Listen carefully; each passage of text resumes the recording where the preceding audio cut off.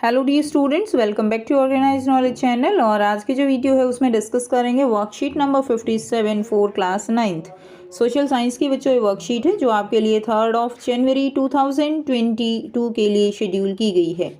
आज की जो वर्कशीट है स्टूडेंट्स उसमें हम चैप्टर 4 क्लाइमेट जो है इस चैप्टर की शुरुआत करेंगे। सो वर्कशीट शुरू करने से पहले प्लीज़ चैनल को सब्सक्राइब कर दीजिए, बेल आइकन को प्रेस कर लो ताकि आपको आने वाली वीडियोस की नोटिफिकेशन वो समय से मिल जाए।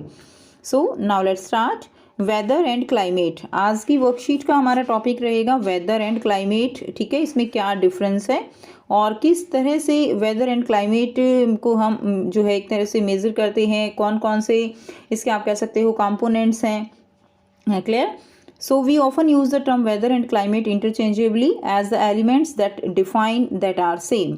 सो हम वेदर एंड क्लाइमेट के लिए इंटरचेंजेबली जो है हम टर्म यूज़ करते हैं।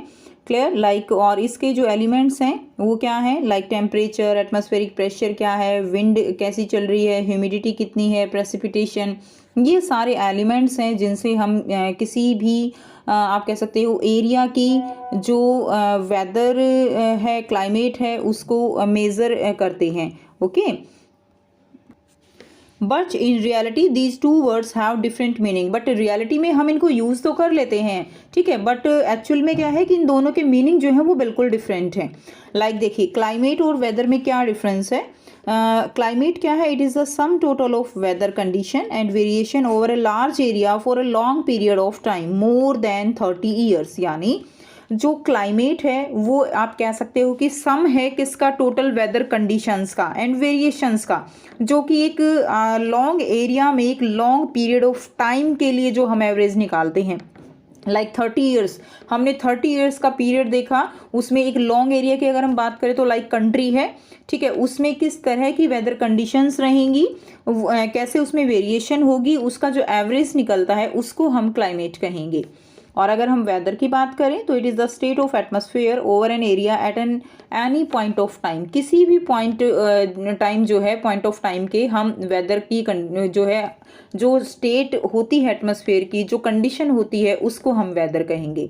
ठीक है, जैसे देखिए अभी बारिश हो रही है वो एक अलग मौसम हो गया, थोड़ी देर में धूप निकल आएगी वो एक अलग मौसम हो गया, ठीक है ना। कुछ देर बाद जो है बिल्कुल ऐसे ह्यूमिडिटी हो जाती है, वो भी एक मौसम हो गया। तो यानी मौसम जो है वो लंबे टाइम तक नहीं देखा जाता, मौसम एक पॉइंट ऑफ टाइम जो है किसी भी पीरियड उसमें देखा जाता है।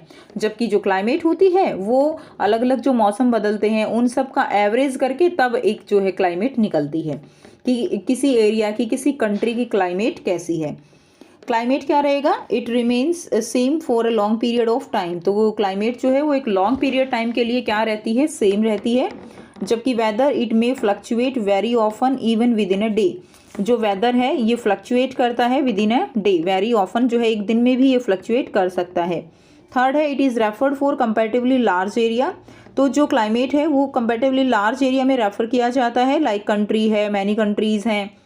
जबकि जो वेदर है वो एक स्मॉल एरिया में भी चेंज होता रहता है, लाइक विलेज का वेदर कैसा है, ठीक है, टाउन का वेदर कैसा है, इस तरह से जो है थोड़ी थोड़ी एरिया में भी ये कई बार चेंज हो जाता है। For example India, Pakistan, Vietnam and Thailand experience monsoon time of climate in Asia. Like India, Pakistan, Vietnam, Thailand की अगर हम बात करें तो एशिया में इनकी जो क्लाइमेट है वो मानसून टाइप है, ठीक है।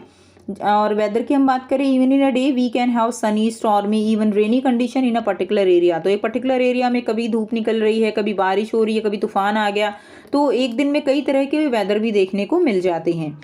नेक्स्ट देखिए, monsoon is derived from the Arabic word मौसिम विच लिटरली मीन्स सीजन। ठीक है, मॉनसून जो है वो एक अरेबिक वर्ड है मौसिम, उससे क्या हुआ है, डिराइव हुआ है, विच लिटरली मीन्स, जिसका मतलब क्या है, season. Though India has monsoon type of climate in general, but still there are variations in different parts of India in terms of temperature and precipitation. India में जो है मानसून टाइप ऑफ क्लाइमेट है, but कुछ variations जो है अलग अलग parts में दिखाई देती हैं, ठीक है। जैसे कहीं पे रेन है, कहीं स्नोफॉल है, कहीं हेल स्टॉर्म है। तो ऐसे अलग अलग जो है क्लाइमेट देखने को आप कह सकते हो कि अलग अलग टेम्परेचर, अलग अलग कंडीशंस देखने को मिलती हैं। इंडिया की भी मानसून टाइप ऑफ क्लाइमेट होते हुए भी वेरिएशंस हैं। अगर हम जम्मू कश्मीर साइड की बात करें, ठीक है, तो वहाँ पे क्या है, हिमाचल साइड वहाँ पे क्या है, सारा जो है ठंडी एरिया हो जाता है कश्मीर साइड। और अगर हम साउथ की बात करें तो वहाँ पे ज़्यादा गर्मी रहती है। तो इस तरह से जो अगर आप बात करें वेरिएशंस हैं, बट ओवरऑल जो क्लाइमेट है that is the monsoon type of climate. Next is coastal area experience less contrast in temperature conditions. ठीक है, जो कोस्टल एरिया है उनमें टेम्परेचर कंडीशंस में ज़्यादा आप कह सकते हो डिफरेंस नहीं है। Seasonal contrast are more in the interior of the country.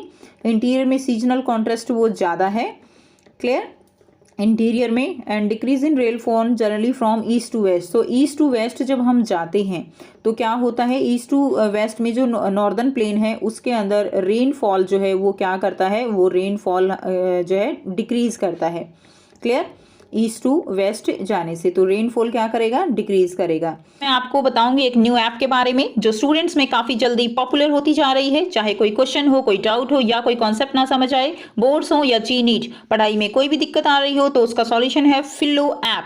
अपने डाउट्स को किसी भी टाइम क्लियर करें इन दीज 3 इजी स्टेप्स। सबसे पहले इस ऐप को प्ले स्टोर या ऐप स्टोर से डाउनलोड कर लें, अपने फोन नंबर से इजीली साइन अप कर लें, अपने क्वेश्चंस का पिक्चर लें या उसे टाइप करके सबमिट करें और फिलो आपको 60 सेकंड्स में इंडिया के टॉप एक्सपर्ट से लाइव कॉल पे कनेक्ट कर देगा। आपके क्वेश्चन में आप कहना चाहते हैं कि बल्ब की पावर कितनी है। अगर बल्ब जो है वो 220 वोल्टेज पर ऑपरेट हो रहा है, राइट। इस बैटरी का जो वोल्टेज है वो आपको गिवन है 220।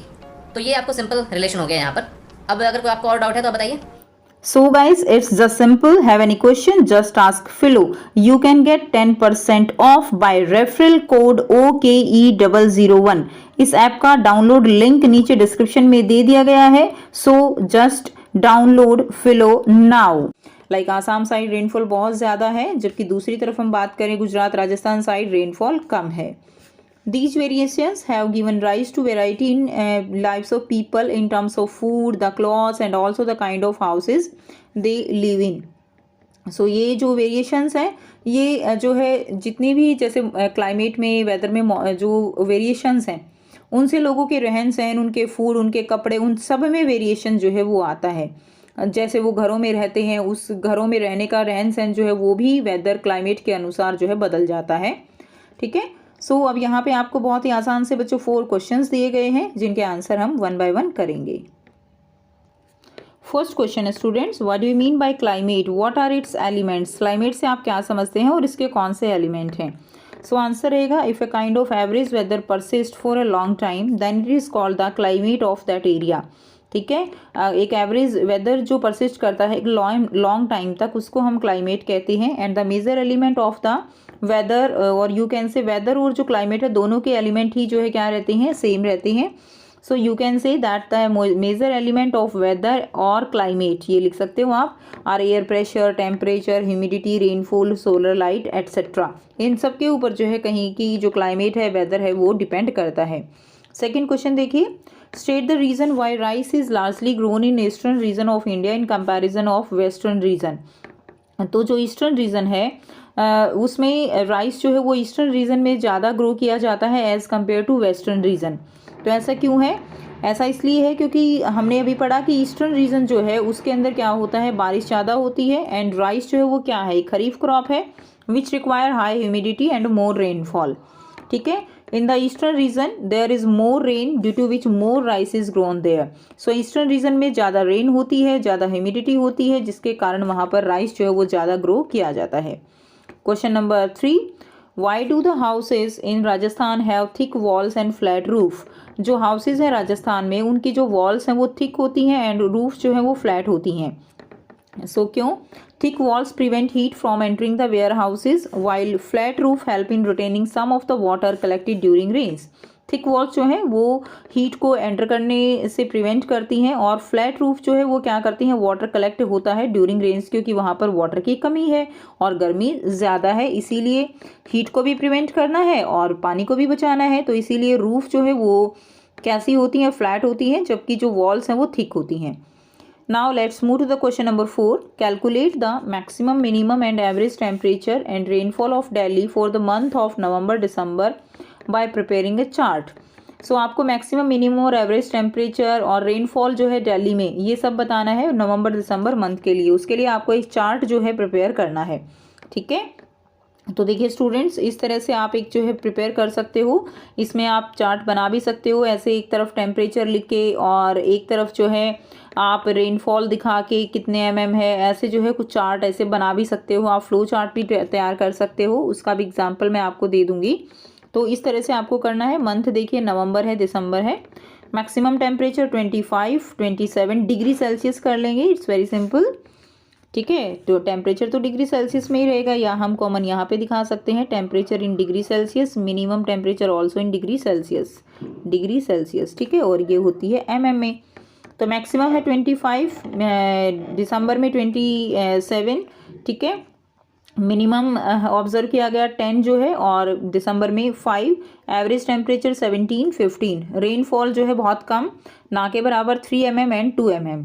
क्लियर। तो ये जो है इस तरह से हम टेबल बना के और चार्ट प्रिपेयर कर सकते हैं।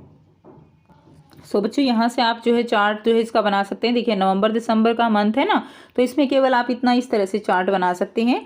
इसमें आप यहाँ पे रेनफॉल दिखा सकते हैं, यहाँ पे आप टेम्परेचर दिखा सकते हैं, ठीक है।